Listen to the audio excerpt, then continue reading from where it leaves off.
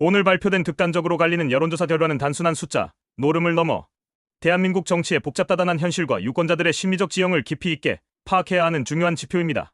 각 조사 결과의 배경, 조사 방식의 영향력, 그리고 앞으로의 선거, 판도에 미칠 수 있는 다양한 변수들을 더욱 심층적으로 분석해 보겠습니다. 여론조사 결과의 배경, 정치적 양극화와 유권자 심리. 22%와 7%로 극명하게 나뉘는 여론조사 결과는 단순히 조사 방식의 차이만으로는 설명하기 어렵습니다. 근본적으로는 현재 대한민국 사회의 심각한 정치적 양극화 현상과 유권자들의 복잡한 심리적 요인이 복합적으로 작용한 결과로 볼 수 있습니다. 먼저 정치적 양극화는 유권자들을 특정 후보나 정당에 대한 극단적인 지지 또는 반대로 몰아가는 경향을 보입니다. 이러한 상황에서 전화면접원 방식의 조사는 사회적 바람 현상 밴드웨건 효과이나 응답자의 솔직하지 못한 답변으로 인해 실제 민심과 괴리가 발생할 가능성이 높습니다. 반면 ARS 방식은 적극적인 지지층의 의견을 비교적 정확하게 반영하지만 중도층이나 정치적 소극적인 유권자들의 목소리를 담아내지 못하는 한계가 있습니다. 또한 유권자들의 심리적 요인도 여론조사 결과에 큰 영향을 미칩니다. 특히 현 정부에 대한 평가와 차기 정부에 대한 기대감은 유권자들의 선택의 중요한 기준이 됩니다. 이러한 상황에서 유권자들은 자신의 정치적 성향이나 지지 후보를 솔직하게 드러내기를 꺼리는 경향을 보일 수 있습니다.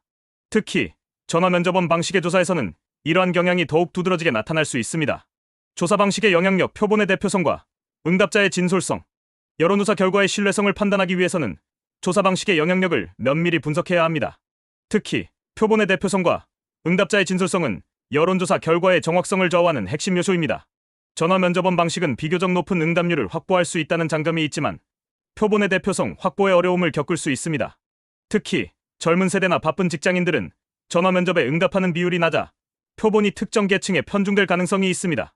또한 응답자가 면접원의 눈치를 보거나 사회적으로 바람직하다고 여겨지는 답변을 선택하는 경향도 배제할 수 없습니다. 반면 ARS 방식은 응답자의 적극적인 참여, 의사를 통해 비교적 정확한 지지층의 규모를 파악할 수 있다는 장점이 있습니다. 하지만 ARS 방식은 표본의 대표성 확보에 더욱 어려움을 겪을 수 있습니다.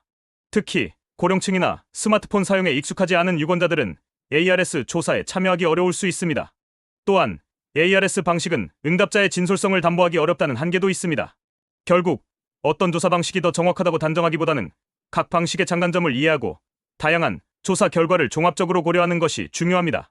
현재로서는 갤럽 조사가 보여주는 여론의 전반적인 흐름과 여론조사 공정조사가 시사하는 적극적인 지지층의 규모를 함께 주목해야 할 것입니다.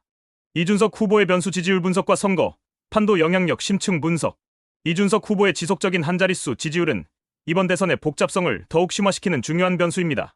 전문가들의 분석처럼 특정 연령층에 편중된 지지 기반은 그의 지지율 확장에 명확한 한계를 드러내고 있습니다.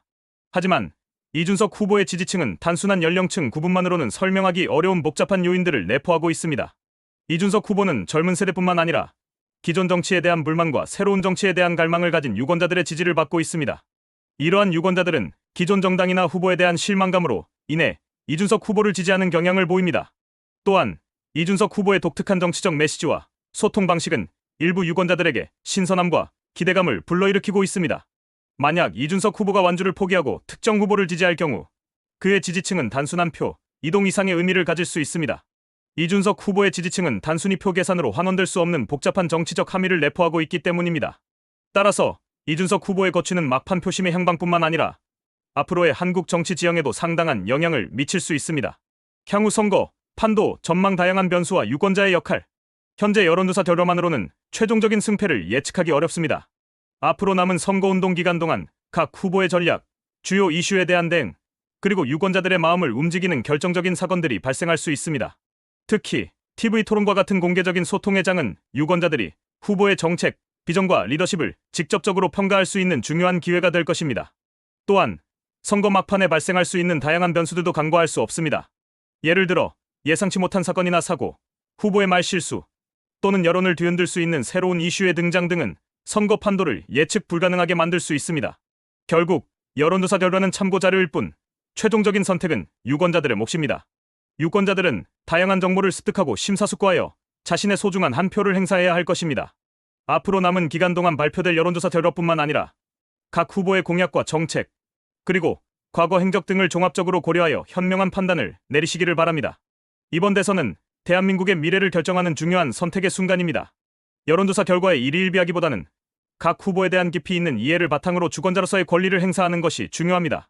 앞으로 남은 기간 동안 발표될 여론조사 결과뿐만 아니라 각 후보의 공약과 정책, 그리고 과거 행적 등을 종합적으로 고려하여 현명한 판단을 내리시기를 바랍니다. 구독과 좋아요 눌러주시면 새로운 소식으로 찾아뵙는데 큰 힘이